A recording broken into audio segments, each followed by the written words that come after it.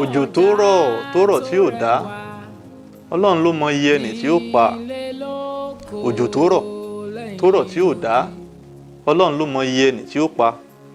This proverb is a proverb to tell us that we all have to join hands together to end anything wrong, anything evil happening in our community. For example, rain is falling at a far place. Because the rain is not reaching your own side, you feel unconcerned. Yoruba says, eventually, that rain or the flood will get to your own place one day. Now, look at our country. Kidnapping everywhere, stealing everywhere, crisis everywhere. We are all to join hands together. Don't say, this thing didn't reach my own side. I remember, this was my story as well, many times ago.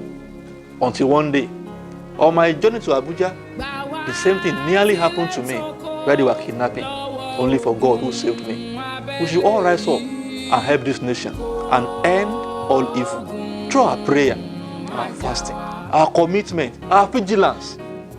Tó rọ̀ tí ó dá, Ọlọ́run ló mọ iye ẹni tí ó pa.